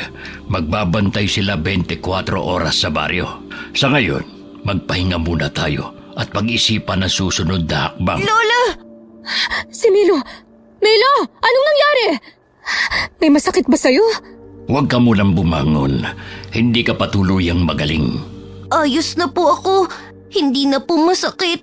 Kahit na, huwag mo munang biglain ang sarili mo. Lola! Bakit apo? Lola! Nakita ko sa panaginip ko yung lalaki kagabi. Sino ron? Yung nakalaban niyo ni Mang Nestor. Si Teo? Opo, siya nga. Nakita ko sa panaginip ko, Lola. Papatayin po siya nila. Masamang panaginip lang yun, apo. Hindi po, Lola eh. Parang totoo po. Parang nandun ako at narinig ko ang mga sinabi nila. Hindi kaya... Ano, Mang Nestor? Hindi kaya may kakayahan si Milo na makita ang hinaharap? Kakayahang makakita ng hinaharap? Gaya ng mga manghuhula? Hindi lang basta gaya ng mga manghuhula. Mas malalim ito. Kung totoong nakita niya, baka may dalawang mata ang batang ito. Isa sa kasalukuyan at isa sa hinaharap. Paano nangyari yun? Posibleng namana niya sa lahi ng tatay niya. Kung ganon, totoo pala ang sabi-sabi. May mga almanwak nga na may kakayahang makita mga mangyayari sa hinaharap. Lola, kung totoo nga po yung panaginip ko, kailangan natin siyang tulungan. Apo, hindi natin siya pwedeng balikan. May kasunduan tayo sa kanya at hindi ko nahahayaang mapahamak ka muli. Pero Lola, kahit anong sama niya, tinulungan niya tayong makatakas. Hindi po ba natin siya kayang tulungan kahit ngayon lang? Tsaka Lola, Nakita ko rin sa panaginip ko na may masamang pangyayaring darating. Nakita ko pong buong baryo, punong-puno ng dugo. Biglang natahimik sina Matilda at Mang Nestor sa sinabi ng bata. Ramdam ni Matilda ang pangingilabot sa mga salitang binitiwan ng kanyang apo. Ang buong baryo, punong-puno ng dugo? Opo, wala pong nakaligtas. Pati yung mga kasama nating tao, nakita ko po silang patay na. Sunog ang mga bahay at may isang matandang babaeng nakatayo sa gitna. Siya pong pumapatay sa lahat. Matandang babae. Hindi ko po makita ang mukha niya pero pakiramdam ko po siya po si Inang. Kung totoo nga ito, hindi lang si Teo ang nasa panganib, kundi tayong lahat. Anong gagawin natin? Kailangang kumpirmahin natin kung may nagalaw na nga ang inang nila. Kung tama ang hinala ni Milo, baka hindi lang kasunduan ang mababasag. Baka kailangan na rin nating lumaban. Baka nga ito na ang tamang panahon para tuluyang lumaban. Lola, kailangan po nating bumalik. Kahit tignan lang po natin kung nasan si Manong. Pakiramdam ko po, kailangan niya tayo. Huwag kang mag-alala, Matilda. Kami na lang ang pupunta roon at magmamanman. Dito na lang muna kayo ni Milo. Samahan mo siya. Mas mabuti nga siguro. Balitaan nyo na lang kami. Sige, dito muna kayo. Pupuntahan ko lang ang grupo. Kinagabihan na, isinagawa ng grupo ni Mang Nestor ang planong pagmamanman. Ilang oras na simula nung umalis sila. Bakit kaya hindi pa rin sila bumabalik? Nararamdaman ko pong ayos lang sila, Lola. Sana nga, Milo. Nandyan na po sila. Dahan-dahan lang, Milo. Hindi ka pa magaling. Pwede mo ba akong ikuha ng tubig, Milo? Sige po. Kumusta? Anong nangyari, Mang Nestor? Masigla na ulit ang apo mo. Oo. Ito na pong tubig. Salamat, Milo. Tama nga ang hinala mo. Nakita naming nakatali si Teo at narinig din namin bukas ng hapon pupugutan nila siya ng ulo. Ano? Lola, kailangan po natin siyang tulungan. Doon ka na muna, Milo. Doon sa kwarto mo. Usapang matatanda ito. Pero Tama ang lola mo, Milo. Sige na, doon ka na muna. Huwag kang mag-alala. Pagpaplanuhan naming mabuti ito. Ano na ang gagawin natin? Susugod kami mamayang madaling araw. Umuwi lang kami para kumuha ng mga gamit at magpahinga ng konti. sasama po ko. Milo, hindi ka sasama. Dito ka lang. Pero Lola, Milo! Makinig ka sa lola mo, Milo. Masyado ka pang bata para lumaban. Hayaan mo na kaming matatanda ang gumawa nito. pero po, Matigas talaga ang ulo ng apo mo, Matilda. Mana sa'yo. Sige na, gawin nyo na ang dapat gawin. Ako na ang bahalang magbantay sa apo ko. Pagkatapos magpahinga at makuha ang lahat ng kailangan sa pakikipaglaban na, muling umalis ang grupo ni Mang Nestor. Pinatulog naman ni Matilda ang apo at pagkalipas ng oras ay nakatulog din siya. Pero maya-may nalimpungatan siya at nakitang wala na si Milo sa kanyang tabi. Nakatulog na pala ako. Milo! Milo! Milo, apo! Nasaan ka? Uy, lintik talaga ang batang yon. Huwag mong sabihin, sinundan niya sila Mang Nestor sa kuta ng mga aswang. Naloko na. Maaga akong mamamatay sa konsumisyon dahil sa kanya eh. Milo! Milo! Parang may narinig akong kaluskos sa labas ah. Milo! Milo! Oh, si Milo nga yun! Milo, hintayin mo ako! Matilda, anong ginagawa mo rito? Sinundan ko si Milo. Ang tigas talaga ng ulo ng batang yun. Sabi ko na nga ba, mana sa'yo eh. Oh, eto, Ano yan? susugod ka ng walang dalang sandata. Aba, maaga kang mamamatay. Buti pa yung apo mo, may likas na lakas at bilis. Saka bukas na ang kabilugan ng buwan. Kaya niyang protektahan ang sarili niya. Eh ikaw, Ay, matanda na ako para lumaban. Pero sige na nga, akin na yan. Nang matapos na ito. ngayon pa lang Matilda, dapat tanggapin mong hindi mo na kayang pigilan ang takbo ng tadhana. Hindi mo mapipigil ang bagyong paparating, pero kaya mo siyang salubungin kasama ang apo mo. Alam ko namang darating ang gabing ito, Mang Nestor. Pero iba pala pag naririyan na. Nakakatakot pala talaga. Lalo na kapag buhay ng mahal mo ang nakataya. Hindi lang buhay ni Milo ang nakataya. Lahat tayo, lahat ng nasa baryo. At kung totoong nakita niya na si Inang ay nagsisimula ng kumilos, kailangan nating lahat na magsanib puwersa. Alulong ni Milo yun. Sigurado ka? Hindi ako pwedeng magkamali. Siya yun. Puntahan natin siya. Ha? Ano to? Si Milo. Isang ganap na aswang na. Ano ang ginagawa niya sa gitna? Milo! Shh! Huwag ka maingay. Dito muna tayo. Pakawalan niyo siya! Akong kailangan niyo, di ba? Ang tapang talaga ng apo mo. Minsan nga, parang hindi siya bata kung magsalita. Manang-mana talaga siya sa papa niya. Milo, ano bang ginagawa mo? Kakampi mo kami! Kami ang mga kalahi mo! Kalahi ko lang kayo, pero hindi ako aswang! Pakawalan niyo siya! Papakawalan lang namin siya pag pumayag ka makipagkasundo sa amin. Sige! Diyos ko, Milo. Bata ka. Hayaan na muna natin ang apo mo. Mukhang may sarili siyang plano. Sige, kalagan si Teo.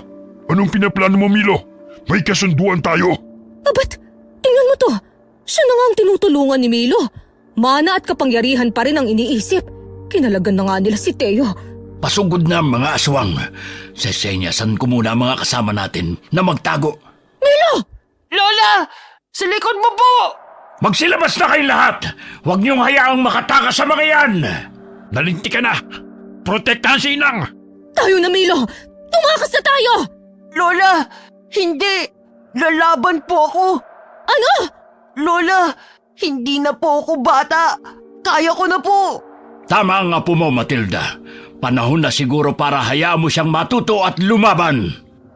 Labag man sa loob ni Matilda, wala siyang nagawa kundi lumaban na rin kasama ang apo niya. Isa-isang nagbabagsakan ng mga aswang.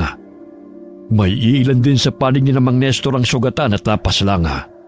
Pero hindi pa raw nagtatapos ang laban. Milo! Lola! May sugat ka! Malala pong sugat mo! Mang Nestor! Mang Nestor, may sugat si Lola! Ako na ang bahala dito. Akayin mo si Matilda papunta doon sa gilid, Milo. Madali! Opo! Sa likod niyo po, Mang Nestor! Milo, Tiyo, marami din po kayong sugat. Anong gagawin mo sa apo ko? huwag ka mag-alala. Hindi ko kayo sasaktan. Teo, hindi pa tayo tapos! Malalang tama ng lola mo, Milo. Umalis na kayo rito. Pero, paano po kayo? Kaya ko na to. At bilang susunod na mamumuno, kailangan kong mapaamo mga kalahi ko. Sa likod niyo! Milo! Lola! Sige na, umalis na kayo. Kaya ko na to. Traitor ka, Teo! Hindi ako ang traidor, kundi kayo. Ipinangako mong ako ang susunod na magiging tagapagmana. Pero anong ginawa mo? At sa tingin mo ba talaga, karapat-dapat ka maging pinuno? Hangal ka! Kung ganon, hindi rin kita kikilalanin bilang isa sa nasasakupan ko. Isa ka ng kalaban. Tama ka! Kaya maglaban tayong dalawa! Pasikat na ang araw. Mang Nestor, umalis na po tayo! Ano? Bakit tayo atras? Malapit na natin silang maubos. Malubha po ang sugat ni Lola. Kailangan niyo po ng tulong niyo. Sa likod niyo, Mang Nestor, may aswang puli. Pambihira. Nababawasan nga sila. Pero ang tagal namang mamatay na mga ito. Umalis na raw po tayo. Sabi po ni Tiyo, siya na ang bahala. Nagtitiwala ka sa tiyo mo. Opo, Mang Nestor.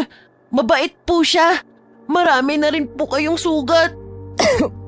Milo, Lolo, Matilda! Milo, ipasan mo sa likod ko ang lola mo. Bilis! sigurado po kayo? Kaya niyo po si Lola? Marami na rin po kayong sugat. Oo naman, Milo. Ako pa ba? Bilisan mo! Milo, saan ka pupunta? Mauna na po kayo. Susunod po ako agad. Pagkarating sa bahay ng albularyo, mabilis na nilapatan ng gamot si Matilda para maibsan ang sakit ng kanyang mga sugat. Dahil sa pagod ay nakatulog siya. Pagmulat ng kanyang mga mata, nakita niyang nakaupo sa kanyang tabi si Milo. Lola, gising ka na! Anong nangyari? Huwag ka munang bumangon, Lola. Hindi pa po magaling ang sugat niyo. Makinig ka sa apo mo, Matilda. Ang mga aswang, ang iba pa nating kasamahan, kumusta sila? Huwag ka mag-alala. Natalo na natin sila. Salamat sa apo mo. Si Milo, Oh, naalala mo bang nagpaiwan siya?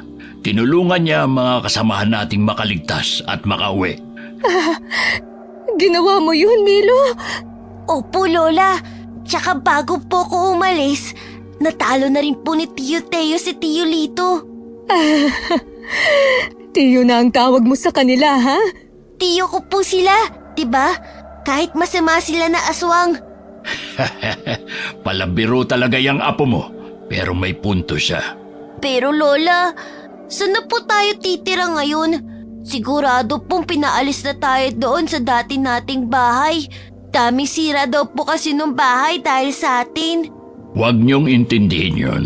Pwede naman kayong bumalik sa dati kong pinapaupahan sa inyo. Talaga po? Oo, pero may kapalit yun.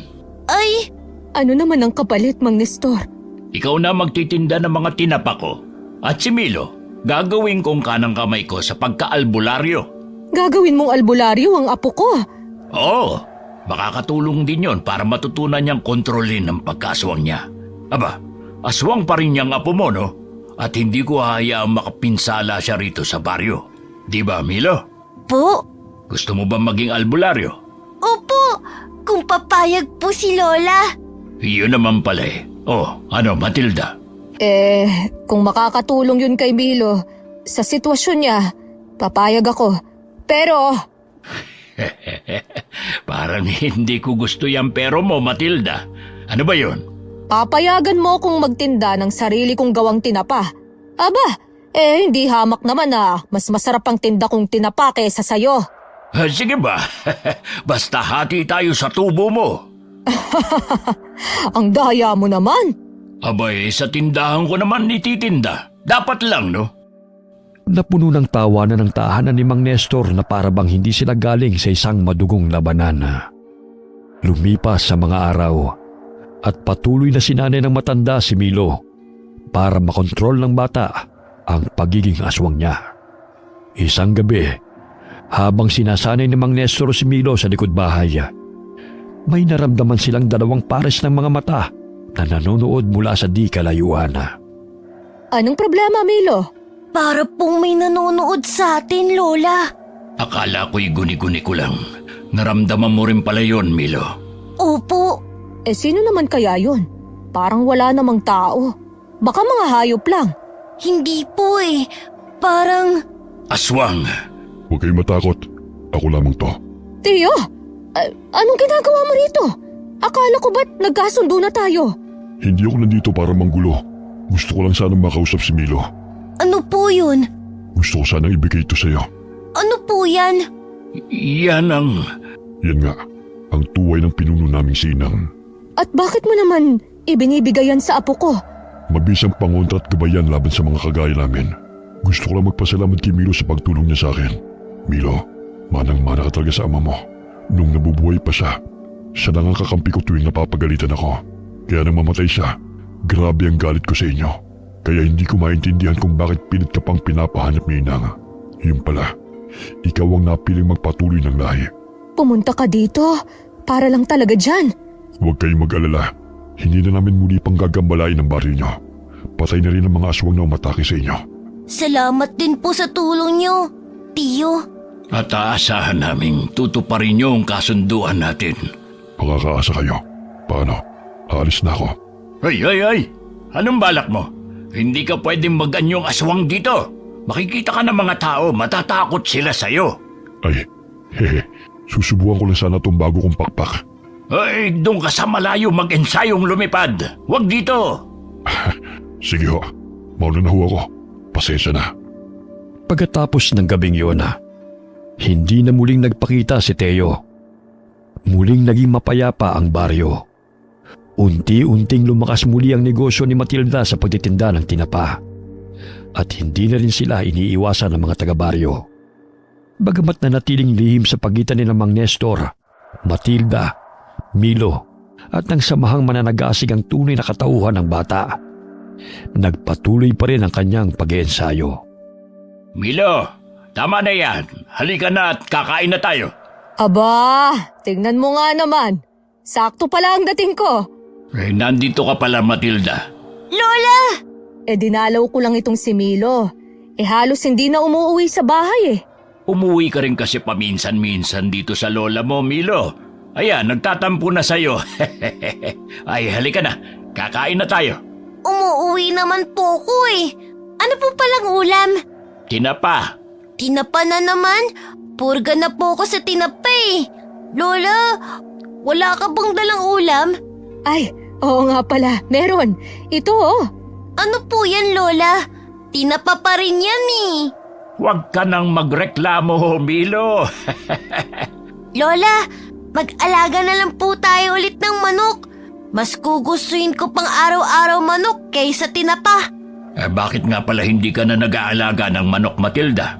Para lang naman kasi kay Milo yung mga manok na yun noon. Alam mo na, para pigilan ang pagkagutom niya. Pwede pa rin naman tayo mag-alaga ng manok. Aswang pa rin si Milo, pero sanay nang kumain ng nilagang karne. Hayaan mo, Milo. Bibili ako ng 45 days na manok. Mag-aalaga tayo. Yay! Kumusta pala ang pagsasanay niyo? Ayan, nakokontrol na ni Milo ang pagiging aswang niya. Mas gumagaling na rin siya sa pakikipaglaban. Pero mukhang hindi na matututunan ni Milo ang manggamot. Bakit naman? Paano? Tuwing nakakakita ng dugo, natatakot siya baka maging halimaw na naman daw siya. Lola, umaiwas lang naman po ko sa gulo eh. Pero apo, kailangan mong labanan ang takot mo. Kailangan mong tanggapin sa sarili mo ang nakaraan mo. Sa halip na katakutan, gamitin mo yan bilang inspirasyon para mas pagbutihan mo pa ang pagiging isang albularyo. Kahapon nga lang nung pinaanak namin yung kambing nila Maria. Halos tumakbo na si Milo dahil natatakam daw siya sa dugo. Para saan pa't nagsasanay ka, Milo? Kung sa simpleng ganun lang ay natatakot ka na. Labanan mo, apo. Sinusubukan ko naman po, Lola. O siya, tama na yan. Kumain na tayo. Gutom na ako. Kaninang tanghali pa ako walang kain. Naging payapa na ang baryo. Bumalik na ang normal na takbo ng buhay ng mga tao. Pero isang umaga, habang abala si Matilda sa pagtitinda ng tinapa sa palengke, isang kakaiba pero pamilyar na lalaki ang lumapit bilang customer. Nakasuot ng jacket at nakasombrero para matakpan ang kanyang mukha. Oh, sinobrahan ko na yan ha. Dahil suki naman kita eh. Oh, ano sa'yo? Magkano 1 kilo dito? 100 lang. Pero teka, ang dami yata ng kukunin mo. May tindahan ka ba ha? Wala naman. Paborito ko lang talaga ang tinapa. Ah, ganun ba? Abay, sige, sosobrahan ko na rin. Mabuti ka pa at ayos lang sa tinapa. Alam mo ba ang apo ko? Ay nako, panay ang reklamo. Lagi na lang daw kasing tinapa ang ulam namin. Oh, ito na oh. Pakainin niyo rin po kasi minsan ng karne. Kaya nga namimiss niya na daw kumain ng... Ay, sandali, bakit parang pamilyar ka? Nagkita na ba tayo dati? Hindi. Ngayon ko lang po kayo nakita. Sigurado ka? Para kasing... Ngayon ko nga lang po kayo nakita. Ito na ang bayad ko. Ah, bagong lipat ka lang ba? Oy! Teka, sandali lang! Lola, bakit po Lola? May problema po ba? Ninakawan po ba kayo nun? Hindi apo, pero kasi hindi ba't parang pamilyar ang lalaking yun? Hindi ko po alam, Lola. Di ko naman po nakita ang mukha kasi nakasombrero. Ewan ko, pero parang bigla kong kinabahan. May problema ba rito? May customer ka bang hindi nagbayad at tinakbuhan ka lang? Oh, Mang Nestor, ang langis niyo pong nakakwinta sa leeg niyo. Kumukulo. Itago niyo po yan. Baka may makakitang iba. Oo nga no, pero imposible namang dahil to sa'yo, Milo. Hindi kaya aswang yung lalaki kanina? Ano? May nakapasok na namang aswang sa baryo natin? Hindi ko alam pero iba ang kutob ko. Parang nakita ko na siya dati. Sigurado ka ba dyan, Matilda? Hindi, pero...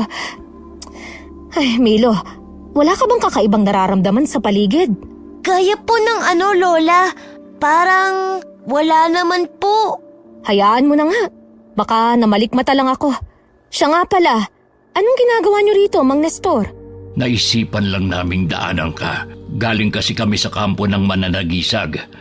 Pero kung totoong ang may aswang na naman dito sa baryo natin. Kami na pong bahala. Milo, magtigil ka. Hindi porkit pinayagan kita aabuso ka na. Bata ka pa rin, Milo. Hindi ko naman pababayaan si Milo, Matilda. Kaya nga po, Lola. Nandyan naman si Mang Nestor eh. Tigilan niyo akong dalawa, ha? Mabuti pa, tulungan niyo akong magbuhat nitong mga paninda ko. Ipasok niyo sa loob. Magsasarado na muna ako ngayon. Tahimik na sumunod sina Milo at Mang Nestor. Habang binugbuhat ang mga kahon ng tinapa, papasok sa loob ng kanilang pwesto. Hindi na muling nagsalita si Matilda.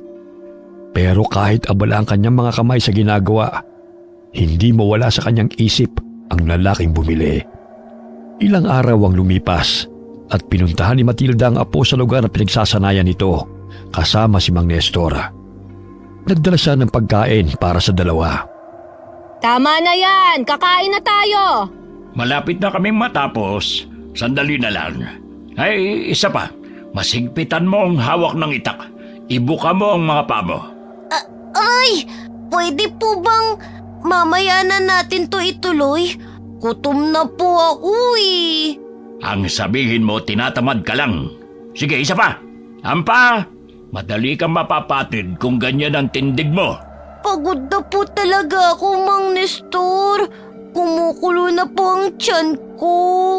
Paano ka makakatagal sa laban yan kung parati kang nagpapadaig sa pagkulo ng tiyan mo? Kaunting pasensya, Mang Nestor. 8 anyos lang yung tinuturuan mo. Ay, kaya niya naman kasi yan. Sadyang tinatamad lang siya. Ay, sige. Yung latigo naman. Tamaan mo ang latang yun. Ay, kumain muna kayo bago lumamig yung niluto ko. Pwede namang ituloy yan mamaya. O sige na, tama na muna yan, Milo. Daig mo pang walang kain ng 1 buwan sa lamya. Ay, sa paghawak ng latigo, mas gumagaling ka na. Pero sa itak, kailangan mo pa magsanay. Opo, tsaka kaya ko naman po, Mang Nestor. Gutom na po kasi talaga ako eh. O siya, tara na. Kumain na tayo. Ano po palang ulam, Lola? Huwag niyo pong sabihin, tinapa na naman. Siyempre hindi. Manok naman ang ulam natin ngayon. Nilagang manok. Ayos! Ano yun? Narinig niyo rin po bang ingay na yun? Oo, mukhang malapit lang. May bago na namang nakapasok sa baryo natin. Sa palagay ko, aswang nga yung lalaking nakita ko sa palengke nung nakaraang araw. Ay, Diyos ko naman. Kailan ba matatapos ang ganitong buhay? Palagi na lang tayong pinipilit makipaglaban. Palaging may banta. Ay, siya nga pala, Milo. Milo? Milo! Ba't tignan mo yung apo mo? Tinakbuhan ako. Talagang mas mahalaga sa kanya ang pagkain ngayon. Mabuti pa kumain na lang muna tayo. Mahirap lumaban ng gutom. Isa pa gutom na yung bata, oh. Pero, paano yung aswang? Baka mamaya makabiktima yun. Nandyan naman ang mga mananagisag. Kaya na nila yon. Naririnig mo ba ang sarili mo, Matilda? Hindi to pwedeng baliwalain. Pero hindi din pwedeng baliwalain ang gutom ng tiyan. O tayo na. Bilisan mong kumain nang may maabutan ka pa. Baka maubos ito ni Milo. Mang Nestor, kumain na po kayo. Hinanda ko na po mga gagamitin natin. Tapos na rin po ako kumain. Tapos ka nang kumain? Ang bilis mo naman yatang kumain. Akala ko ba'y pagod ka na? Malakas na po ulit, nakakain ni. Yan ba yung bagong hasa kong itak? Opo, dala ko rin po itong binabad nyo sa langis na latigo. Kapwa aswang mo lang palang makakapagpakulo ng dugo mo. Paano? Tara na! Sandali! Mang Nestor, hindi ka pa kumakain! Mamaya na lang pagbalik ko. Matibay naman tong sikmura ko eh. Ay, Diyos ko. Mag-iingat kayo, ha? Opo, Lola. Babalik po agad kami. Mabilis na tumakbo sina Mang Nestor at Milo para puntahan ang ingay na kanilang narinig. Dala nila ang itak at latigo na panlaban sa mga halimaw. Walang pinipiling oras ang labanana, kaya kahit walang laman ng tiyana, mas pinili ni Mang Nestor ang tulungan ng nangangailangan. Namuhay na siyang nagtatanggol sa inaapi at binibiktima ng mga aswanga. Dahil sa kanyang dedikasyon, naituro din niya kay Milo ang ugaling matulungin at palaging pumanig sa kabutihan. Pinagmasdan naman ni Matilda ang dalawa habang tumatakbong palayo. Nagdarasal para sa kaligtasan ng dalawa. Hanggang sumapit ang kalaliman ng gabi, kumatok sa pinto si Mang Nestor. Bumungad sa kanya ang lalaking karga si Milo. Nakatulog ang bata dahil sa pagod mula sa pakikipaglaban sa bagong saltang aswanga. Pero matagumpay na natalo nila ang halimaw. Ngumiti ng malapad si Matilda at hinaplos ang pisngi ng apo habang pinagmamasdan itong natutulog ng mahimbing. Alam niyang hindi na niya mapipigilan ang bata na maging aswang na tagapagtanggol ng kanilang baryo. Kaya palagi lang siyang nasa likod, sumusuporta at gumagabay. Okay, sana po nagustuhan niyo ang kwento ni Matilda at ng apo niyang si Milo. Shout out po tayo kay Ruby Caballero from Oman. Shout out sa family ni Menjelin Losada sa Estacia, Iloilo. Ganun din sa Basbas family at Losada family. Hi daw po sa mga taga Iloilo, galing kay Rhea Ping from Singapore. Hi kay Fidel Salazar from Canlubang. Shout out po kay Dina Rosette at sa lahat po ng nakikinig sa atin dyan sa Boutique Fajr sa Jeddah, Saudi Arabia. Hi po kay Almas Naong from Kuwait. Hi po kay Marian Delta Fuente from Kuwait. Hi kay Jocelyn Nazareno from Riyadh. Shout out sa Larato family, Hatiko family, Latas Salvido family, Jau Colan family. Hi po kay Lucita Reyes from Aroroy, Masbate. Hi kay Alice Tanglao from Occidental Mindoro. Hi kay Larnie Azurin from Hong Kong. Shout out po sa lahat ng mga nakikinig sa atin dyan sa Hanaya Style, lalo na kay Julie Baruela. Hi kay Gia and Emily from Tacloban, Leyte. Hi kay Neresa Dinagit from Dubai. Hi kay Celine Garcia ng Mere Love Salon. Shout out sa Deloro family at Gonzaga family. Shout out sa ESS Water Patrol Orion Dockyard Incorporated, Orion, Bataan. Hi po kay Jonalyn Marquez from Muscat, Oman. Hi po kay Hani Austria from Tokyo. Shin or Shene Abayon from Pampanga. Hi kay Cherry Ann Espere. Shout out kay Kyle at Kylie at kay Edwin Reyes galing kay Aiko Villesa from Bahrain. Hi kay Sally Albino from Kawayan, Isabela. Shout out sa mga solid income natin na sina Inang Ausa at Rowena Ausa from San Narciso, Quezon. Shout out kina Kaden, Mapu at Tonton. Hi daw sabi ni Lola Ami Yong. Shout out kay Michael Grencio at Brenda Grencio at sa mga roommates niyang sina Elaine, Joyce, Jen, Irene, and Mark. Kamusta po kayo dyan sa UAE? Hi kay Rolly Ignacio from Alcobar, Kingdom of Saudi Arabia. Shout out sa Gonzaga family and Depalan family. Hi kay Joey Calderon from Kuwait. Shout out po sa mga anak ni Estela Punzalan. Shout out kay JR Losares at sa mga kasama niyang factory workers sa Lipa, Batangas. Kamusta po kayo dyan? Hi kay Jeneline Rodrigo from Cebu. Hi kay Lito Joe Nakana from Aba, Saudi Arabia. Hi kay Glenda Gilyado from Malaysia. Okay. Paalala lang po sa mga nagpapa-shoutout, pakilinawan lang po yung mga pangalan ha. Maraming salamat po sa inyo. Huwag po tayong mga kalimut magdasal and God bless po sa inyong lahat. Sigurado ka bang nandito sila?